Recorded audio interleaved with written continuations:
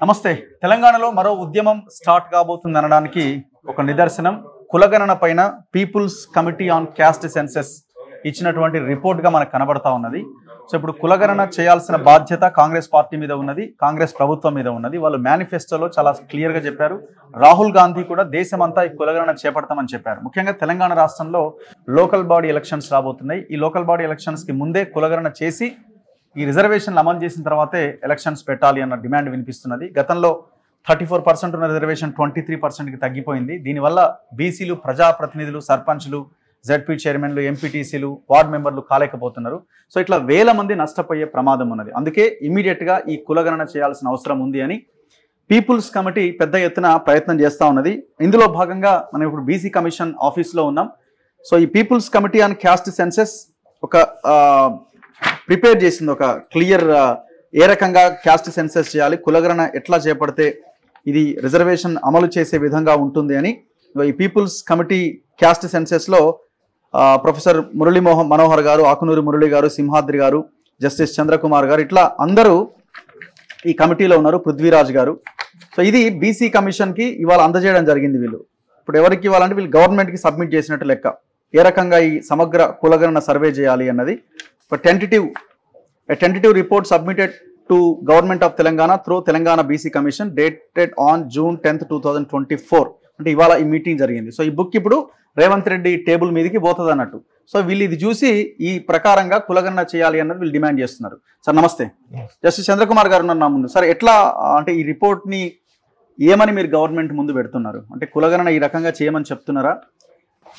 మన రాజ్యాంగంలోనే మనకు సామాజిక ఆర్థిక న్యాయం చేయాలనేటువంటి విషయం రాజ్యాంగం గురించి, దాంతో పాటే రాజకీయ న్యాయం అనేది కూడా ఉంది.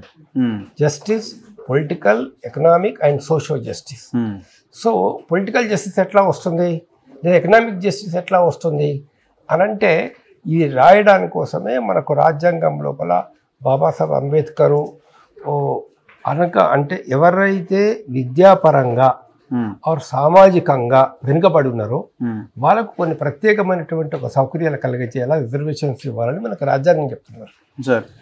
అవి పరిపూర్ణంగా ఇవ్వాలంటే ఎలా సాధ్యమవుతుంది? మరి సుప్రీంకోర్టు ఇది వరకు ఏమని చెప్పిందంటే టోటల్ రిజర్వేషన్స్ 50% మించకూడదు అని చెప్పింది.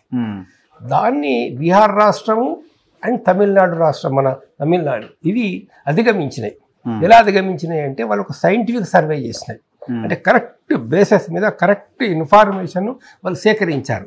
ఇంత జనాభా ఉన్నారు, ఈ కులం వాళ్ళు, వీళ్ళు ఉన్నారు, ఇందులో ఇంతమంది డాక్టర్స్ ఉన్నారు, ఇంతమందికి ఇండస్ట్రీస్ ఉన్నాయి, ఇంతమంది అసలు ఒక్కరు కూడా ఐఏఎస్ ఆఫీసర్ లేని వాళ్ళు ఇంతమంది ఉన్నారు. సో ఆ లెక్కను ఇవ్వడం వల్ల వాళ్ళు ఒక రిపోర్ట్ ఇచ్చి ఆ రిపోర్ట్ ప్రకారంగా రిజర్వేషన్స్ పెంచినప్పుడు బీహార్లో కానీ తమిళనాడులో సక్సెస్ అయింది. అలాంటిదే ఇక్కడ తెలంగాణలో కూడా జరగాలని కోరుకుంటున్నాము. సరే, మన తెలంగాణ ప్రభుత్వం బీసీ కమిషన్కు యాక్షన్ ప్లాన్ ఇమ్మని చెప్పారు. ఓకే, యాక్షన్ ప్లాన్ వీళ్ళు ఇస్తున్నారు. దానికి అనుకూలంగానే ఈ కమిటీ వాళ్ళు మీరు ఒకటి తయారు చేసి మీరు ఇవ్వడం జరిగింది. సో నేను రేవంత్ రెడ్డి గారి మీటింగ్లో నేను అంటే ప్రెస్ మీట్లో పాల్గొన్నప్పుడు, చిట్ చాట్లో పాల్గొన్నప్పుడు వాళ్ళు చాలా క్లియర్గా చెప్తున్నారు ఏంటంటే 2-3 అంశాలు ఉన్నాయి. ఒకటి, 50% సుప్రీంకోర్టు సీలింగ్ ఉన్నది, నెంబర్ 1. నెంబర్ 2, ఒకవేళ ఇప్పుడు లోకల్ బాడీస్ కనుక పెట్టకపోతే, సర్పంచ్లకి నియమించకపోతే సెంట్రల్ గవర్నమెంట్ ఫండ్స్ రావన్నది రెండోది. అండ్ ఇంకోటి చాలా సమయం పడుతుంది దీనికన్నది మూడోది. సో ఈ 3 అంశాలు వాళ్ళు ప్రధానంగా తెర మీదకి తీసుకొస్తున్నారు. మీరు తక్షణం చేయాలంటున్నారా? వాస్తవంగా చెప్పాలంటే తగినటువంటి చర్యలను తీసుకున్నట్లయితే నా ఉద్దేశం లోపల 1 నెల 2 నెలల్లోనే కంప్లీట్ చేయొచ్చు. పెద్ద విశేషం ఏం కాదు. అంటే ఎన్యూమరేటర్ను మనం డిసైడ్ చేయడము, ప్రశ్నావళిని డిసైడ్ చేయడము, వాళ్ళకి వర్క్ ఇంట్రెస్ట్ చేయడము, అట్లా కనుక కష్టపడి చేసినట్లయితే 1 మంత్లో పూర్తి చేసుకోవచ్చు. ఇప్పుడు మీరు జస్టిస్గా మీరు చెప్పండి, అంటే సుప్రీంకోర్టులో ఏమైనా భవిష్యత్తులో ఇబ్బంది అయ్యే అవకాశం ఉందా? ఆల్రెడీ బీహార్ది ఎక్కడైనా కానివ్వండి, సమగ్రమైన సమాచారాన్ని సైంటిఫిక్ గా సేకరించినప్పుడు కోర్టులు ఒప్పుకుంటాయి. ఎక్కడైతే నీ యొక్క సమాచార సేకరణలో కనుక తప్పులు ఉంటే అప్పుడే మనకు కోర్టు నుంచి ఇబ్బంది వస్తుంది. సో ఈ 50% సీలింగ్ అన్నది కూడా అందులో భాగంగా నీకు కరెక్ట్ ఇన్ఫర్మేషన్ ఉంటే, అంటే సమగ్రమైన సమాచారం ఉంటే 50% అడ్డమేం రాదు. సో ఇది ఏ దిశగా ముందుకు వెళ్ళాలంటారు? గవర్నమెంట్ ఇమీడియట్ గా రెస్పాండ్ అయ్యి ప్రభుత్వం ఇప్పుడు కాంగ్రెస్ పార్టీ చెప్పింది కదా, ఓకే రాహుల్ గాంధీ గారు చెప్పారు కదా, రేవంత్ రెడ్డి గారు కూడా చెప్పారు కదా, చెప్పిందని అమలు చేయాలి అంతే. వాళ్ళు చెప్పారు కాబట్టి దాన్ని అమలు చేయడం అనేటటువంటిది వారికి మంచి పేరు వస్తుంది, రాష్ట్రానికి మంచి పేరు వస్తుంది, ప్రజలకు మేలు జరుగుతుంది. Thank you sir, thank you very much. And Prithviraj గారు ఉన్నారు నా ముందు, ఒకసారి మైక్ ఇవ్వరా సార్? Sir mic. పృథ్వీరాజ్ గారు ఉన్నారు, ఆయనతో కూడా మనం ఒకసారి డిస్కస్ చేద్దాం. మీరు ఈ పీపుల్స్ కమిటీలో ఉన్నారు పృథ్వీ గారు. సో అంటే అవుట్కమ్ ఏంటి ఓవరాల్ గా? మీరు మీటింగ్స్ పెడుతున్నారు, లాస్ట్ 1 month బ్యాక్ కూడా ఒక మీటింగ్ పెట్టినట్టున్నారు బీసీ కమిషన్తో. ఇది సెకండ్ మీటింగ్. ఈ రిపోర్ట్ని వాళ్ళకి సబ్మిట్ చేస్తున్నారు మీరు. రిపోర్ట్ మీన్స్ ఈ రకంగా చేస్తే బాగుంటుందని మీరు చెప్తా ఉన్నారు. ఏ రకంగా ఈ గణన చేయాలి అన్న డీటెయిల్డ్ రిపోర్ట్ ఇందులో ఉన్నది. సో అల్టిమేట్గా ఇది ఎప్పటిలోగా కంప్లీట్ చేయాలన్నది మీ డిమాండ్. యాక్చువల్గా మేము ఎప్పుడైతే ఈ 42% అని చెప్పి వాళ్ళ మేనిఫెస్టోలో కామారెడ్డి డిక్లరేషన్ బీసీస్కు ఇస్తామని చెప్పని పెట్టిండ్రు, అంటే కంప్లీట్ కులగణన కూడా చేస్తాం 6 నెలల లోపల అని అన్నారు. మేము అసలు యాక్చువల్గా ఏంటంటే దీని మీద ఎప్పటి నుంచో స్టడీ చేస్తూ ఉన్నాం కాబట్టి మా people's committee on caste census నుంచి మేము రిప్రజెంటేషన్స్ గవర్నమెంట్కి ఇచ్చారు. మా టీం రేవంత్ ముఖ్యమంత్రిని కూడా పోయి కలవడం జరిగింది. మేము కూడా పోయి కన్సర్న్ మినిస్టర్ని కూడా కలిసినాము, పొన్నం ప్రభాకర్ని కూడా. అయితే ఆ సిరీస్ ఆఫ్ మీటింగ్స్ వాళ్ళ లెటర్లు ఈ బీసీ కమిషన్కు పంపించారు. సో వీళ్ళు రోడ్ మ్యాప్ ఎట్లా ఉండాలి ఏందనేది, యాక్షన్ ప్లాన్ ఎట్లా ఉండాలి ఏందనేది వీళ్ళకి రాస్తే వీళ్ళ నుంచి మాకు ఇన్విటేషన్ వచ్చింది. కలిసి కూర్చొని దీని మీద చర్చ చేద్దామని చెప్పి ఇన్విటేషన్ వస్తే మేము వచ్చి లాస్ట్ టైం కోడ్లో ఉన్నప్పుడు కూడా ఒకసారి వాళ్ళు ఇంటర్నల్ మీటింగ్ కండక్ట్ చేశారు. ఇప్పుడు కూడా మాకేంటంటే మాకు గైడ్ లైన్స్ ఎట్లా ఉండాలి ఏంటంటే ప్రధానంగా ఏ సర్వేకైనా దేనికైనా గుండెకాయ ఏంటంటే క్వశ్చనియర్. ఆ క్వశ్చనియర్ అనేది మేము కంప్లీట్గా ఇప్పుడు బీహార్ కావచ్చు, బీహార్లో చేసిన కావచ్చు, తమిళనాడులో చేసిన కావచ్చు, డిఫరెంట్ కమిషన్స్ చేసినటువంటి క్వశ్చనర్స్ అన్నింటిని తీసుకొని ఏ అంశాలు ఎక్కడెక్కడ ఏవి ఉన్నాయో వాటన్నిటిని జాగ్రత్తగా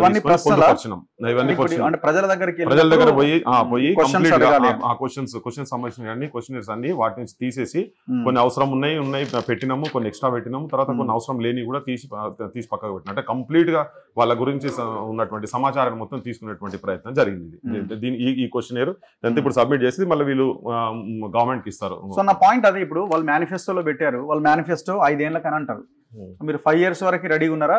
ఓకే 5 సంవత్సరాల్లో చేయండి అని మీరు డిమాండ్ చేస్తున్నారా, లేదు తక్షణం చేయమని డిమాండ్ చేస్తున్నారు? లేదు, మీరు మేనిఫెస్టో తప్పు చదువుతున్నారు. మీరు మేనిఫెస్టో 1 year కాదు, 1 year కాదు, 6 నెలల లోపల చూడండి. ఇక్కడ మీరు మేనిఫెస్టో అంటే 5 నెలలకు పోస్ట్ పోన్ చేయకండి దయచేసి. ఇప్పుడు వాళ్ళు చెప్పినది 16వ పేజీ కామారెడ్డి డిక్లరేషన్, బీసీ డిక్లరేషన్ చూడండి. ఇక్కడ కులగణన బీసీ కమిషన్ నివేదిక ఆధారంగా అధికారంలోకి వచ్చిన 6 నెలల్లోనే, ఇవి 6 నెలలు అయిపోయింది, ఈ 9వ తారీఖు 6 నెలలు అయిపోయింది, కంప్లీట్ గా చేసి బీసీ కూడా 23% ఉన్న దాన్ని ఇప్పుడు యాక్చువల్గా 18% ఇచ్చేది. ఇప్పుడు లాస్ట్ బీఆర్ఎస్ గవర్నమెంట్ తక్కువ చేసి 18% ఇచ్చేది, 42కు పెంచి 23,973 మందికి బీసీలకు రాజకీయంగా వీళ్ళకి రేపు పొద్దుగాల పంచాయతీలు కావచ్చు ప్రాతినిధ్యం వహించే అవకాశం కల్పిస్తామన్నారు. ఇది 50,000, ఇది 23,000 కాదు అసలు. యాక్చువల్గా మొత్తం క్యాలిక్యులేట్ చేస్తే more than 50,000 మీకు అంటే గ్రామ పంచాయతీల్లో వార్డు మెంబర్స్ ఇవన్నీ కనుక చూసుకునేది అంటే 12,814 గ్రామ పంచాయతీలు ఉన్నాయి మన దగ్గర.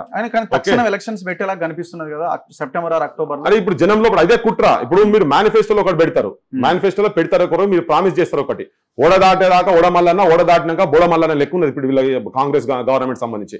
అక్కడ రాహుల్ గాంధీ ఏం చెప్తాడు, మొత్తము దేశం మొత్తం బీమారితో ఉన్నది, సగం జనాభాలో ఉన్న వాళ్ళకి అసలు ప్రాతినిధ్యం లేదనో, ఆయన మొత్తం దేశం మొత్తం ఎక్స్రే తీయాలంటాడు. మొత్తం ఎక్స్రే కాదు, స్కాన్ కాదు, ఎంఆర్ఐలు తీసినా కానీ ఇంకా చాలా లోతైనటువంటి ఇబ్బందులు ఈ కింది కులాలలో ఏవైతే ఇబ్బందులు పడుతున్నారో అవి తీయాల్సిన అవసరం ఉంది.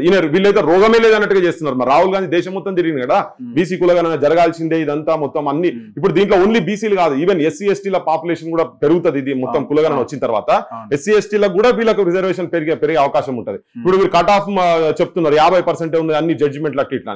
సుప్రీంకోర్టుకు 10% ఈడబ్ల్యూఎస్ ఇచ్చిన తర్వాత, ఎకనామిక్ వీకర్ సెక్షన్ తర్వాత అది పోయింది, కట్ ఆఫ్ పోయింది కదా, 50 పోయి 60% దాకా వచ్చింది.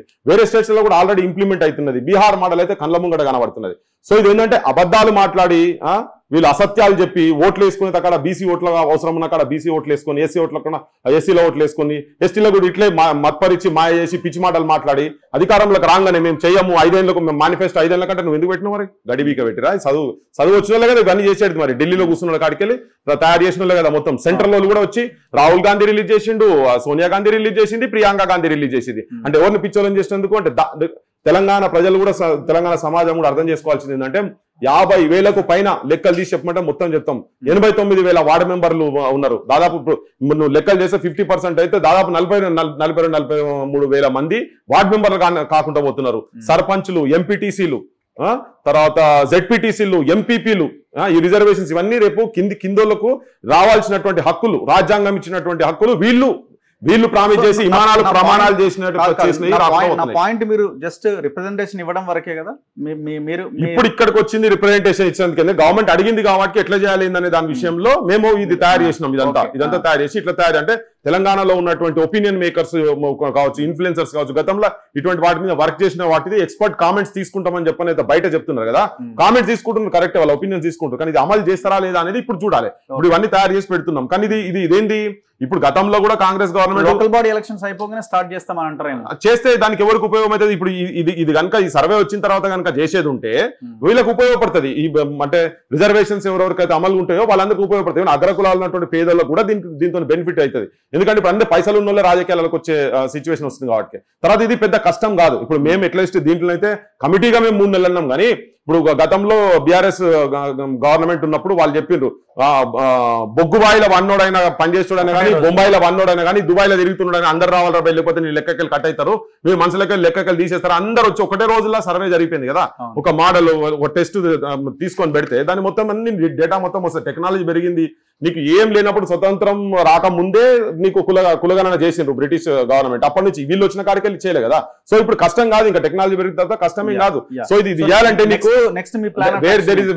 అన్నట్టు వాళ్ళకు నిజంగా కనుక మనసులో కనుక ఉండేది ఉంటే వాళ్ళు చేయగలుగుతారు. అది నెక్స్ట్ యాక్షన్ ప్లాన్. ఇప్పుడైతే ఒకవేళ అది అనౌన్స్ చేస్తే మాత్రం వదిలిపెట్టేది లేదు. ఈ గవర్నమెంట్ తర్వాత ఎక్స్పోజ్ చేయదలుచుకున్నాము.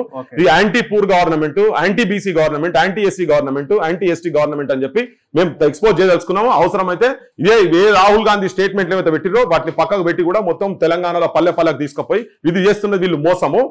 మనువెత్తు అధికారం కన్నా మనువెత్తు బంగారం కన్నా మాసమైతే అధికారం గొప్పదని, అధికారం రానియకుండా చేసేటువంటి పెద్ద కుట్ర జరుగుతున్నది. 70 సంవత్సరాల తర్వాత కూడా అనగదొక్కి అవమానించబడుతున్నటువంటి కొన్ని జాతులను వాళ్ళ అరణ్య రోగమే అయిపోయింది ఇన్ని రోజులంకా. ఇప్పుడు వీళ్ళు బహిరంగంగా ఓట్ల గురించి మొత్తం జనాలకు చెప్పుకొని తిరిగింది. కానీ ఇప్పుడు ఇది మాత్రం అమలు చేయకపోతే మేము డెఫినెట్ గా ఎక్స్పోజ్ చేస్తాం, తరవుగా ఎక్స్పోజ్ చేస్తాం.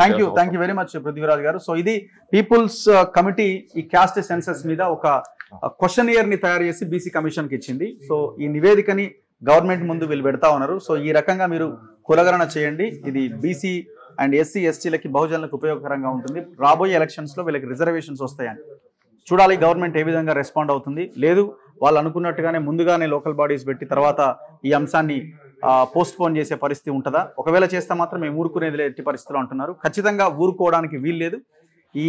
ఈ బీసీ లకు రిజర్వేషను ఈ కులగణన ద్వారానే సాధ్యమవుతుంది. అండ్ ఎస్సీ ఎస్టీల జనాభా ప్రాతిపదికన వాళ్ళకి రావాల్సిన రిజర్వేషను ఈ కులగణన ద్వారానే పరిష్కారం అవుతుంది అన్నది చాలా స్పష్టం. చూస్తూనే ఉండండి మన తొలి వెలుగు.